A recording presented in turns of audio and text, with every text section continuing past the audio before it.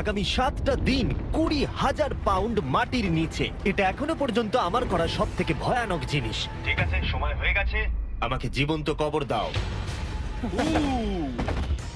ও, এটা তো ভয়ানক। এটা খুব ভয়ঙ্কর হতে চলেছে। এটা বেশিরভাগ মানুষের দুঃস্বপ্ন। ও মাই গড, এই মাটি ফেলা দেখে আমার ভয় লাগছে। সাবধানে থেকো।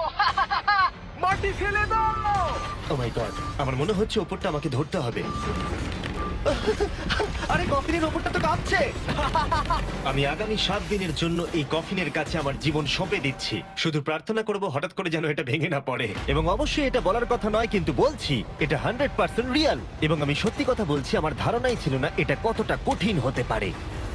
এবং এর সাথেই চ্যালেঞ্জটা অফিসিয়ালি শুরু হয়ে গেল। এবং এখানে আমি বন্দি থাকতে চলেছি আগামী 7টা দিন। ছেলেদের আমাকে কবর দিতে এতটাই সময় লেগে গেল যে এখনই আমার টয়লেট পেয়ে গেছে, আর চ্যালেঞ্জটা সবে শুরু হয়েছে। আর তোমরা যদি জানতে চাও এখানে আমি কি করে বাথরুম করি, এই যে এইভাবে, এটা একদমই কমফোর্টেবল নয়। আগামী 7 দিনের জন্য আমার একমাত্র সম্বল হলো এই ব্রিফকেসে থাকা খাবার। এখানে বেসিক্যালি কিছু এমারিজ আর স্ন্যাক্স আছে। আমার পাটা অবশ হয়ে গেছে।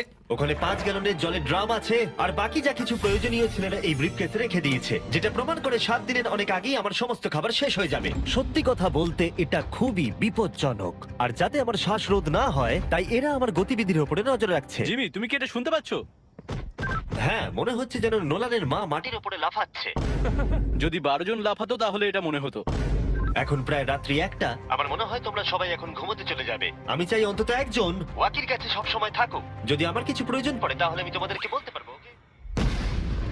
আর এখন আমার তেমন কিছু করারই নেই। এবার আমি ঘুমিয়ে পড়বো। এরপর হয়তো আমি সকালবেলা ভালোভাবে উঠবো, অথবা 20,000 পাউন্ড মাটির নিচে পিষে যাব। আশা করবো সকালে আমি ঠিকভাবে উঠতে পারবো। ঘুম হলো এই চ্যালেঞ্জটা শেষ করার আসল চাবিকাঠি। কারণ যখন আমি ঘুমাবো আমার মাথাতেই থাকবে না যে একটা বাক্সের ভেতরে আমি বন্দি আছি। কিন্তু সেটা বেশিরভাগ সময়ই কাজই করলো না। এখানেও মাছি। আমার লক্ষ্য ছিল এই চ্যালেঞ্জে যতটা সম্ভব ঘুমিয়ে নেওয়া, আমার নিজের সুবিধার জন্য। ও, ওকে দেখো, ও আরামে আছে মনে হচ্ছে।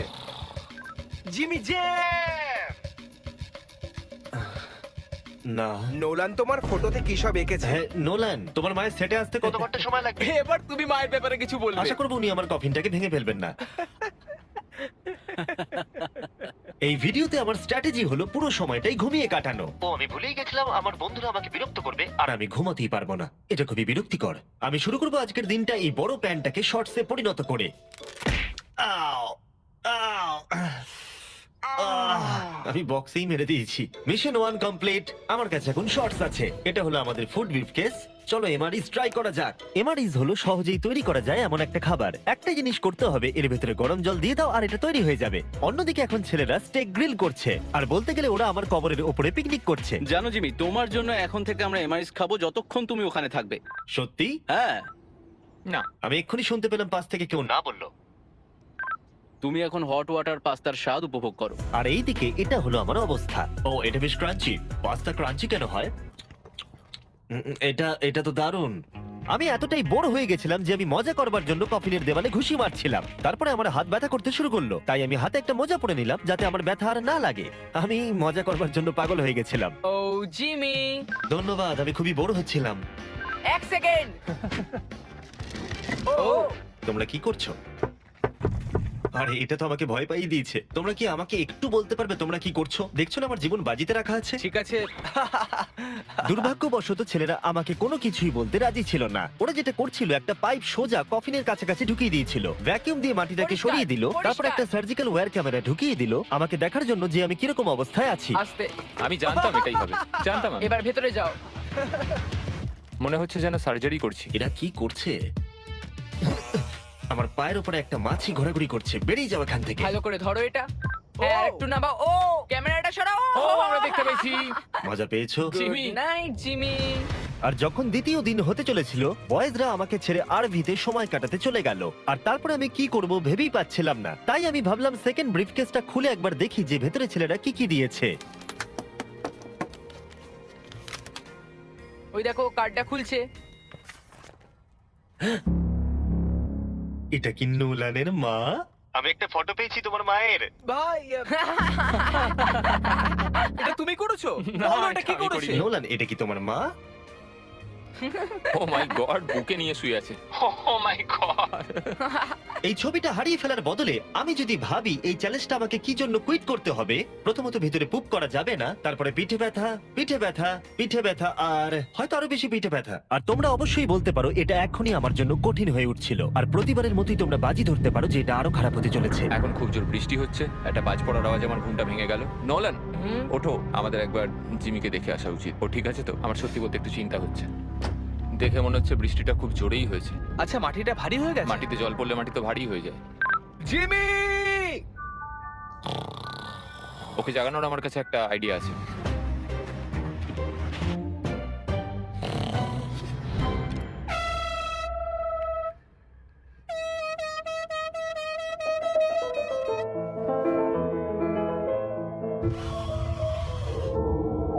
কেউ কি মাটি খুঁড়ছে?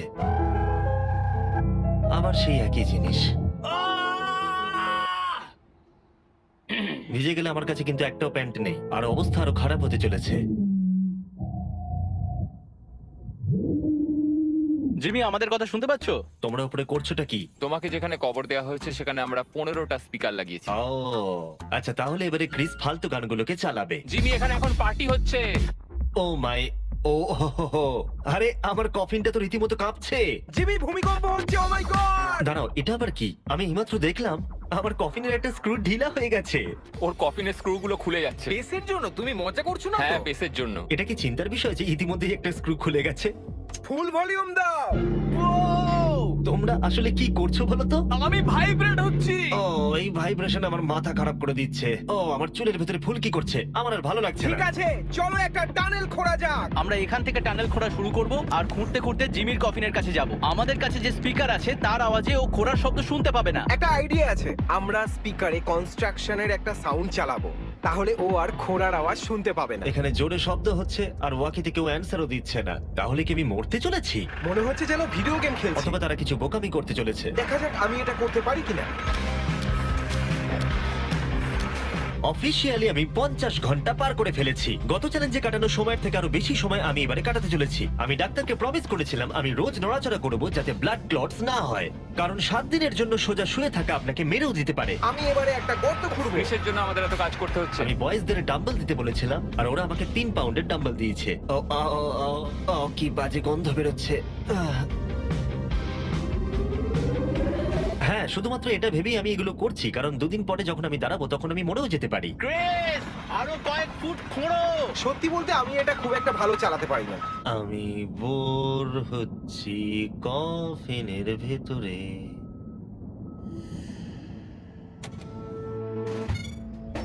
আমরা সারা রাত জেগে এই টানেলটা খোঁড়ার চেষ্টা করেছি, আর ওকে এটা করার জন্য টাকা দিইনি।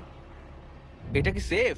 আমি সেকেন্ডে যাব, এটা কি? আর তারপর তুমি তারেককে তুলে আনবে। এটা কি বলো তো? তোমরা আমার পেছনে এসো। এই চ্যালেঞ্জের সব থেকে বাজে জিনিস হলো এখানে অনেকগুলো ক্যামেরা আছে যেগুলো সব সময় সবকিছু রেকর্ড করছে। আমাদের আর কিছুটা ঘুরতে হবে, তাহলে কফিনের কাছে পৌঁছে যাবো। এটা প্রথম 3 দিন আমাকে বিরক্ত করেনি, কিন্তু এখন আমার বড়ই অদ্ভুত লাগছে যে কেউ সব সময় আমার দিকে তাকিয়ে আছে এবং আমি বিরক্ত হতে শুরু করেছি।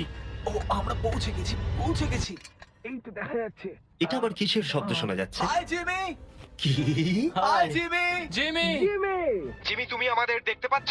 আমি নোলানের কপাল দেখতে পাচ্ছি। তুমি ওর কপালটাকে মিস করছো। তোমাদের এই সুড়ঙ্গটা খুঁড়তে কতক্ষণ লাগলো? মোটামুটি সারা রাত জিমি।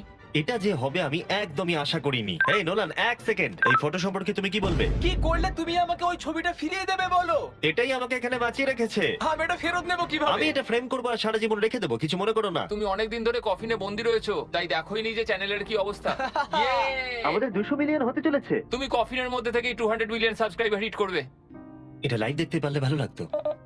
আমিও বন্ধু। নোলান তোমার জন্য একটা সারপ্রাইজ রেডি করেছে। আমরা এই ফেস্টিভ্যালস বারটাকে কফিনে আটকে দেবো। ওরে বাপরে, কি গরম! এটাই কি নতুন ফেস্টিভ্যাল বার?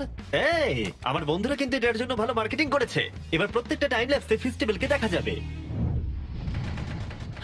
আশা করবো কালকের দিনটা সহজ হবে। বড় অদ্ভুত লাগছে, যেন মনে হচ্ছে আমি খুবই ক্লান্ত, কিন্তু কোনো একটা কারণে আমি ঘুমোতেই পারছি না। আমি জানি না কেন এর আগে এরকম হয়নি। আমি কেন কাঁদছি জানি না। ওকে, এটা অফিসিয়ালি ডে 5, আর 2 দিন এই দুঃস্বপ্নের মধ্যে কাটাতে হবে। আমার মনে হয় না কোনো মানুষ সোজা শুয়ে থাকতে পারবে 5 দিন ধরে। আমি অভিনয় করছি যেন আমার কিচ্ছু হয়নি। আমরা প্রায় করেই ফেলেছি। জিমি, আমাদের কাছে পেন্টবল গান আছে আর আমরা তোমার টম স্টোনে শুট করব। এটা বেশ মজার, আমিও কি করতে পারি?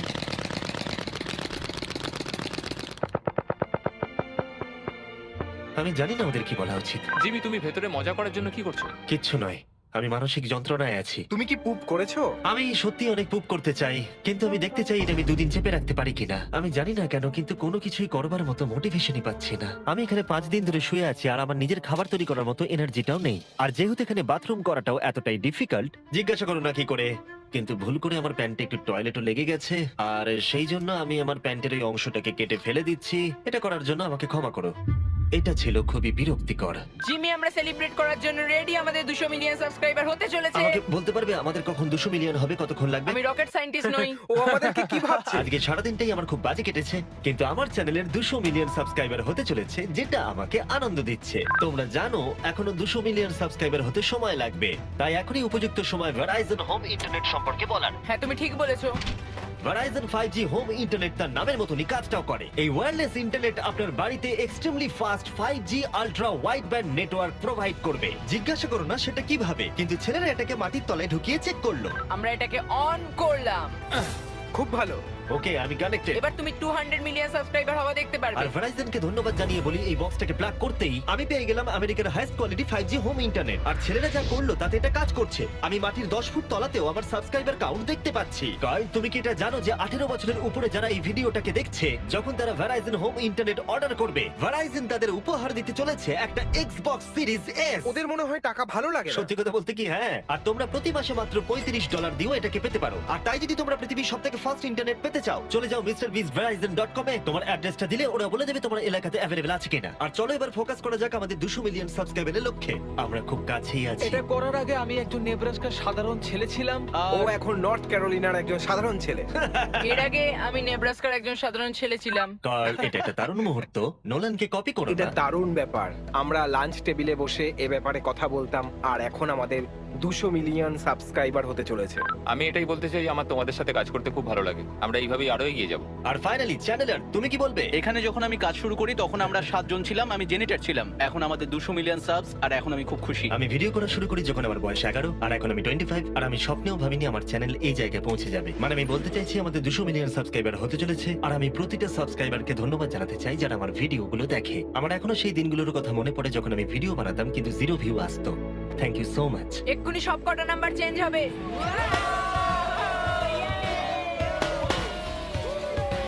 আমরা করে দেখিয়েছি। আমার মনে হচ্ছে এখন সময় হয়ে গেছে নেটওয়ার্ক আনপ্লাগ করার। এই দাঁড়াও, আমি আমার গার্লফ্রেন্ডকে কল করার একটা চান্সও পাইনি। হ্যাঁ, দেবো, দাঁড়াও। ঠিক আছে, আমরা এখানে দাঁড়িয়ে আছি, হ্যাঁ। তুমি কল করে নাও। ভাই কেন করছো? আরেকবার প্লাগ করে দাও। আমি শুধু 2 মিনিট চাই, যাতে আমার গার্লফ্রেন্ড জানতে পারে যে আমি বেঁচে আছি। চলো খেতে যাই। ঠিক আছে।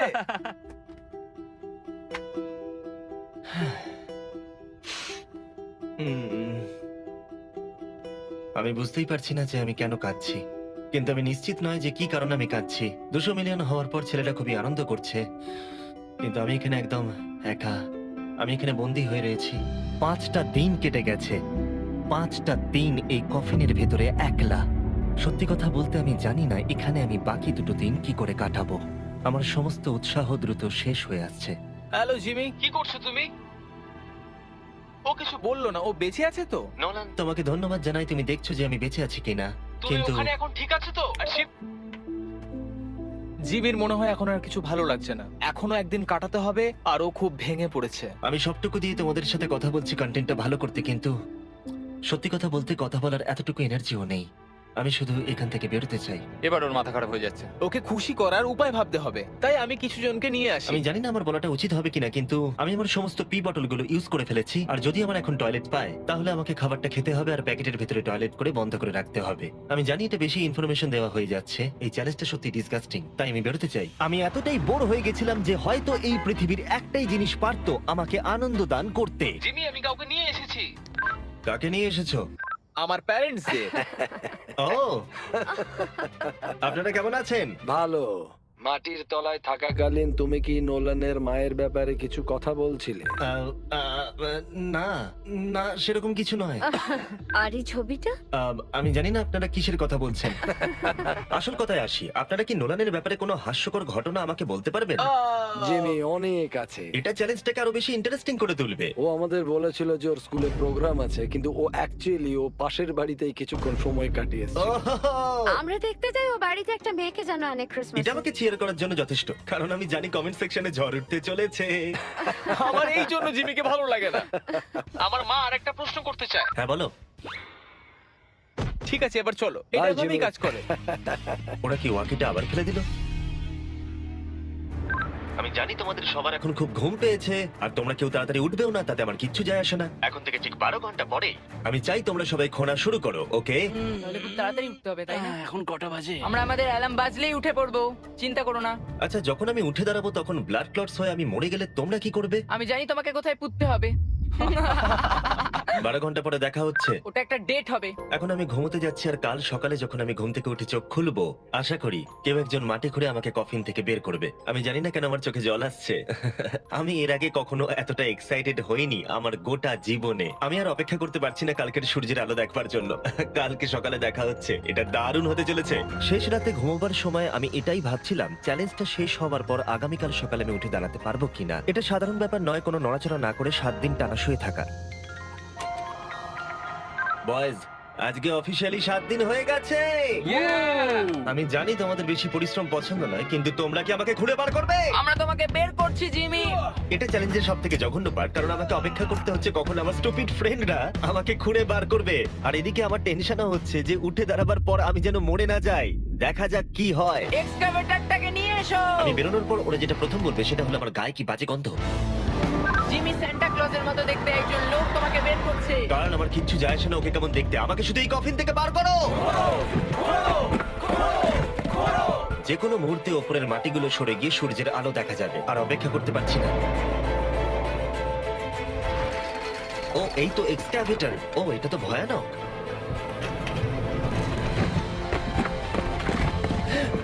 আমি সূর্যের আলো দেখতে পাচ্ছি। জিমি! সব ঠিক আছে তো? এটা বলে বোঝানো কঠিন যে 7 দিন না দেখার পরে সূর্যটাকে দেখে আপনার কেমন লাগবে। ও মাই গড, আমি আবার কাঁদতে শুরু করলাম। জানি না কেন, আমি চোখের জল আটকাতেই পারছিলাম না। আমরা পেরেছি, আমরা পেরেছি। এখন একটাই প্রশ্ন মাথায় ঘুরছে, যে যখন আমি উঠে দাঁড়াবো আমি যেন ব্লাড ক্লট হয়ে মরে না যাই। সেটা আর কিছুক্ষণ পরেই দেখা যাবে। জিমি, তুমি তৈরি?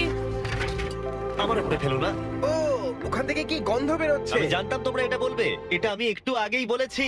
আগামী দেখি ব্লাড ক্লট হয়ে মরে যাচ্ছে কিনা, তারপরে সেলিব্রেট করো। দাঁড়াও, একটুখানি বসো। আরে দাঁড়াও দাঁড়াও দাঁড়াও দাঁড়াও, ডাক্তারকে নিচে এসে একবার দেখতে দাও। তোমার কি নার্ভাস বা ক্লান্ত লাগছে? না, তেমন কিছু নয়। ব্যাস, তাহলে আর কোনো চিন্তা নেই, সব ঠিক আছে। সপ্তাহে প্রথমবার দাঁড়াচ্ছি। ও মাই গড, আমার পাটা তো কাঁপছে। ও, আমি মরে যাইনি। এই তো, খুব ভালো। আমি ঠিক আছি। আমার মনে হচ্ছে আমার মাথায় রক্ত উঠে গেছে। এটা কিন্তু বলতে গেলে দারুণ অভিজ্ঞতা, কিন্তু আসল সারপ্রাইজ অপেক্ষা করছিল উপরে উঠে আসার পরে। ও ওয়াও, এখানে তো অনেক লোক। 7 দিন পরে ফাইনালি আমি আমার চ্যানেলের 200 মিলিয়ন সাবস্ক্রাইবার হওয়া সেলিব্রেট করতে পারলাম, সেটাও ঠিকঠাক এটা ভাবে। 200 মিলিয়ন সাবস্ক্রাইবারের সেলিব্রেশন ভাই। তাহলে তোমরা সবাই আমার আন্ডারওয়্যার দেখে নিলে। ভিডিওটা আমি এবারে শেষ করব, আর প্রতিবারের মতোই বিস্ফোরণ দিয়ে এটা শেষ করছি।